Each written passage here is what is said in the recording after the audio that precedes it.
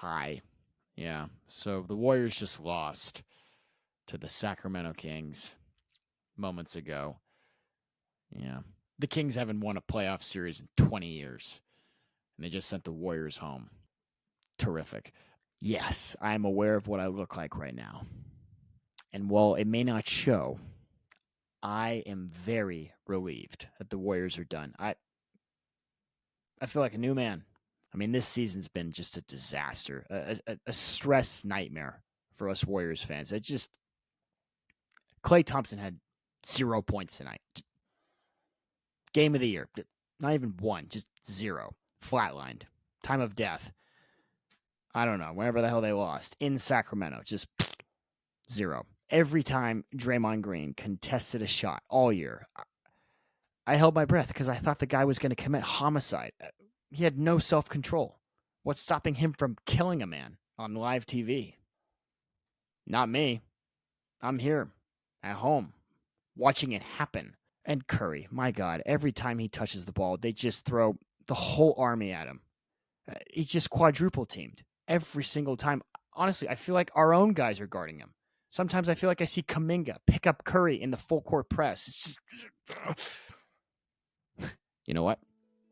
I'm okay. I am relaxed and I'm relieved. The future in Golden State is bright. Starting with all of our draft picks. I mean, we just have a plethora. Take your pick. We don't have any. What? We have no draft picks.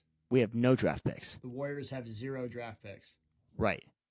Well, at least the Warriors have an amazing amount of cap space. I mean, just talk about flexibility up the... There's no flexibility. What's that? We have 0 cap space. We have no money. The Warriors cannot make any moves. Right. You know what? I don't need new faces, because the guys we got, the original trio, Curry, Dre, and Klay, that's all I need. In fact, as long as they're together, we can just... No, Klay's a free agent. He's probably off to Orlando. Who's leaving? Klay Thompson. Klay?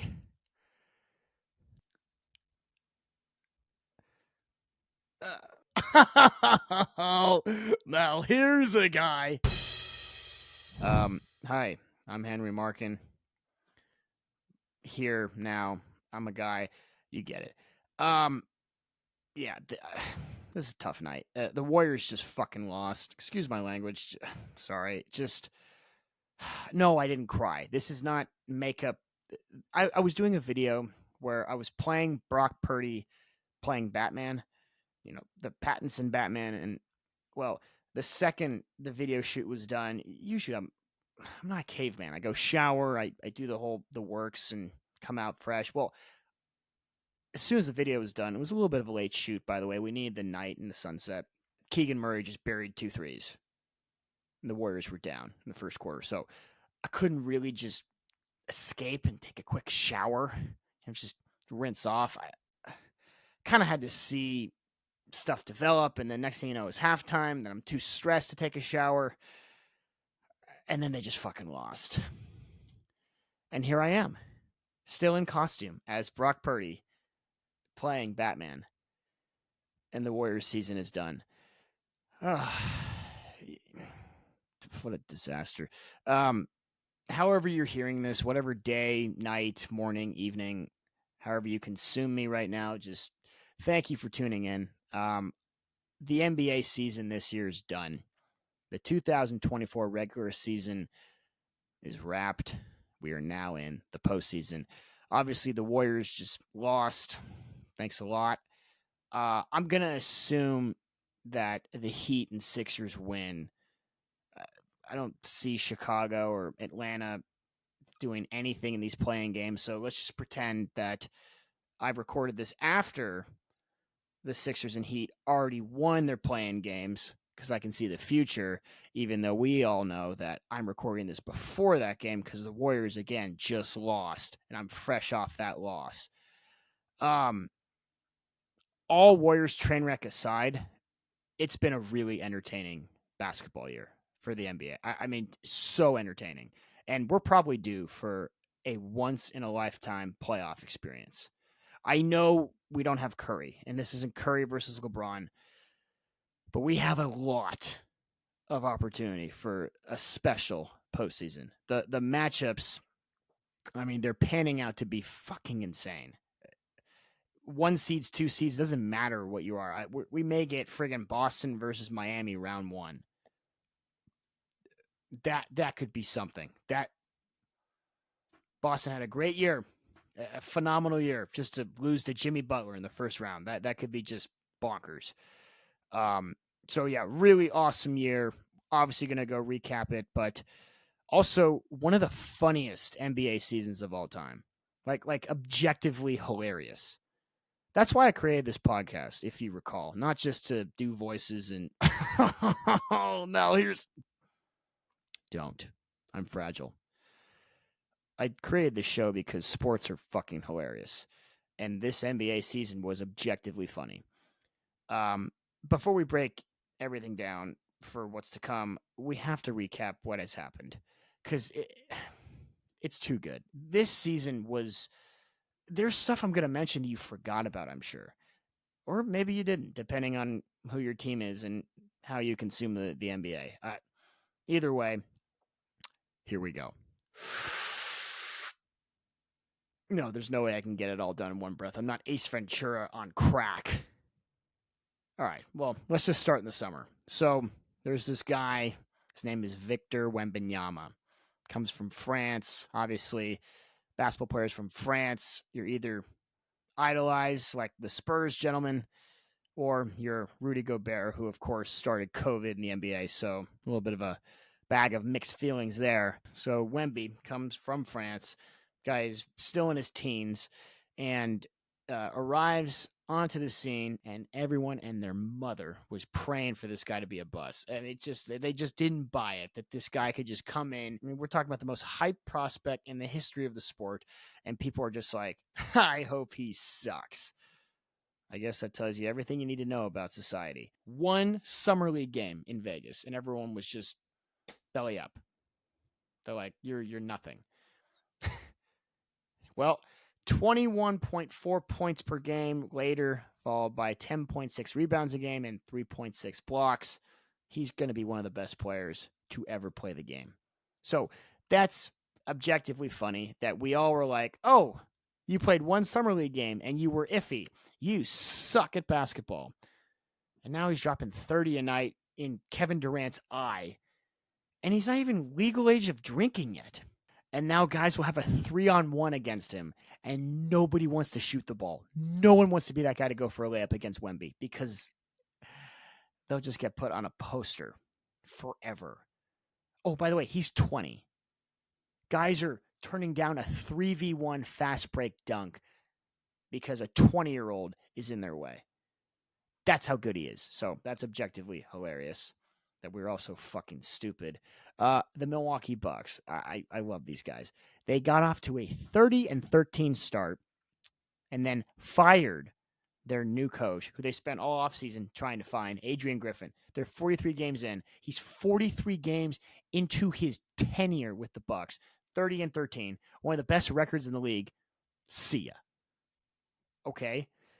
Well, if you're going to do that, you might as well bring in Steve Kerr or Phil Jackson, or just try something new and let the team coach itself. You're doing something experimental. I'm assuming you just hiked up to the summit of Mount Everest and you met your God and you had the most intense vision of how to win basketball games. So that's why you fired Adrian Griffin. You probably also saw the end of the earth that you're not telling us about. So what's your plan, Bucks? Doc Rivers. Bucks fired Adrian Griffin. The guy was 30-13, and they replaced him with Doc Rivers, who has since gone 17-19. Bucks finished with a 49-33 record. But guess what? The East is so bad, they got the 3 seed. How about that? That's right. 3 seed with Doc Rivers. I have so many questions. Here's one. Why did you fire someone 43 games into a successful coaching tenure and replace him with one of the chokiest coaches in the NBA? And then all of a sudden you're like, why are we shitty? Yeah, Bucks are cooked. About to be a deer in headlights, literally, as they're going to get hit by a car in the form of the Indiana Pacers. You know, they remember the beef they had at the beginning of the year when Giannis, the game ball was stolen, and they met in the locker room, and it was like, you better pray you don't see us in the playoffs. Well, prayers answered, because they're facing each other, and the Bucks look like Bambi, just so vulnerable and gonna get smushed. Speaking of Indiana, we had our first NBA midseason tournament where there were red courts, blue courts, gray courts, and new courts. The Lakers won it, and they hung the midseason banner up in the rafters with the other finals banners. Yeah.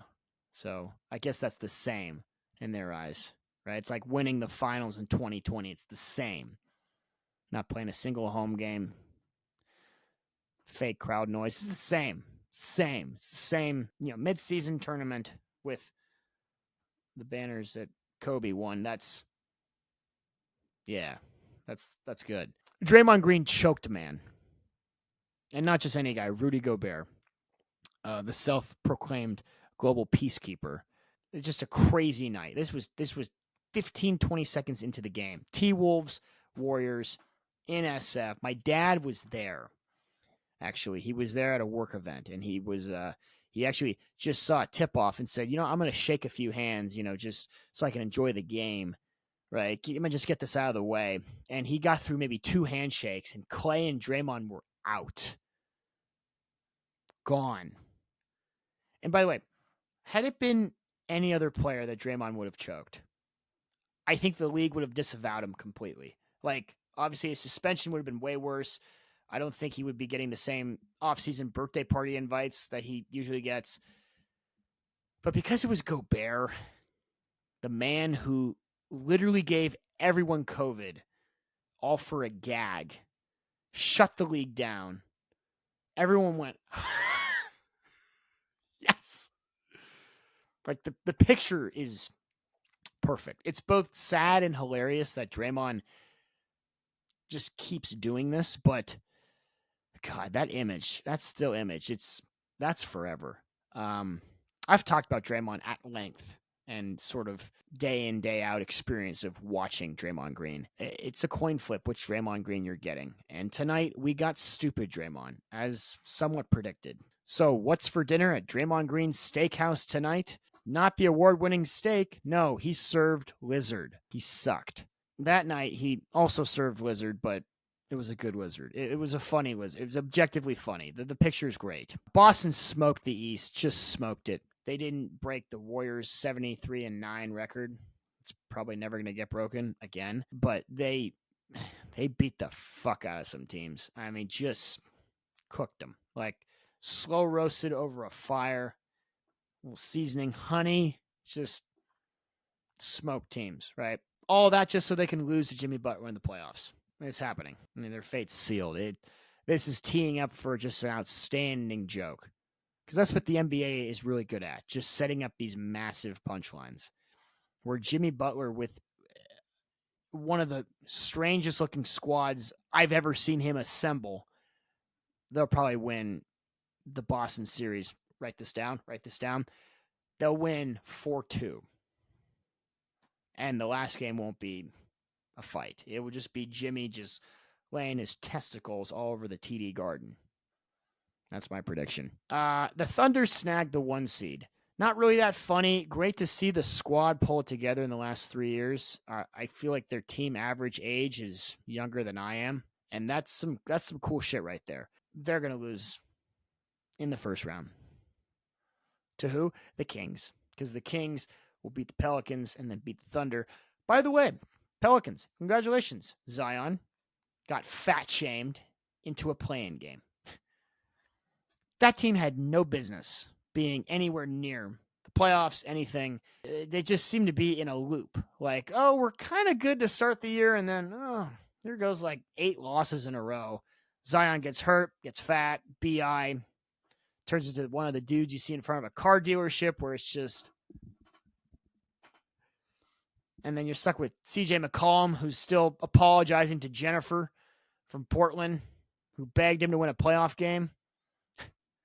That's how it usually goes. They had a shot to dodge the play-in game. Again, Zion got fat shamed into doing that. And they lost a few, and then they lost to the Lakers today, and then we'll play the Kings whenever they play them. But we're going to assume you're listening to this after the Kings have already beaten the Pelicans. And there you go. Many more hilarious things have happened. Honorable mention goes to the Chicago Bulls, who were seeing sounds the other night and literally kamikazed their own fast break dunk. They literally thought they transcended all forms of human communication. But no, they just fucked up a dunk so bad that head coach Billy Donovan may just have to go back to college basketball. Yeah. Another honorable mention is Nikola Jokic will win the MVP this year. He is competing against Luka and Jason Tatum. It's going to be Jokic. It's just the guy quite possibly Euro-stepped his way into the future GOAT conversation as well. And he hates basketball. Imagine that. The best player in the league, the best player on the best team. He makes everyone around him great. He's changing the way we see basketball. He's transcending the game, and he fucking hates it. Like, the second they win the finals, it's just like, oh, I have to go home. I have to see horses. Like, that's not even an exaggeration. That's an exact quote from last year. I have to see horses. I have to go home right now. I cannot do parade. Like, that's what I'm talking about. The NBA script is hilarious. Like, the NFL script is a drama, an action drama, cheesy action drama. We've seen it, right? It's got some humor. It's digestible, but it's mainly predictable action. The NBA is a comedy. It's a plot-driven narrative, strong writing, strongish writing, but written by comedians. So really, really funny, objectively funny stuff. Punchlines are great. Teams will have a great regular season, and they just shit all over themselves in the playoffs, i.e. the Celtics will do that this year. That's just how it is. There is still some predictability, but it's funny predictability. It's like, the joke's coming, and the more you think about it, it's just going to be a banger. That's the NBA script. So the script is still in existence. It's just not like the NFL script where we sort of denounce it. The NBA script is praised, I think. That's all I got. I'm really hurt. The Warriors just broke me. This year was a train wreck disaster, and Steph was an only child out there all season, and it's just so sad to see that not even like on a game like today where you have to win. You already had your must-win game against the Pelicans to avoid the 9-10 game. You lost. Steph did everything he could. Then you just do the same shit again. I don't know what you do. Burn the ships, right? Here's how you approach the offseason if you're the Golden State Warriors. You go like this. You go roll call. Anyone not named Steph Curry, say here. All you people here, you're on the table. That's what you do. I guess Steve Kerr is safe because he just signed the biggest coaching contract in NBA history. You could fire him just for fun, like what they did with Adrian Griffin. I don't know why you would. Well, I guess I can't ask questions at this point. It's the Warriors post Bob Myers. God, man, it was fun. That was so fun. Really sorry about the low energy, guys. I mean, I honestly feel like someone just curb stomped me in an empty train station and then said, I'm vengeance. That's what I feel like right now. I feel like one of those goons that Batman just flosses his teeth with. Whatever. Now, here's a guy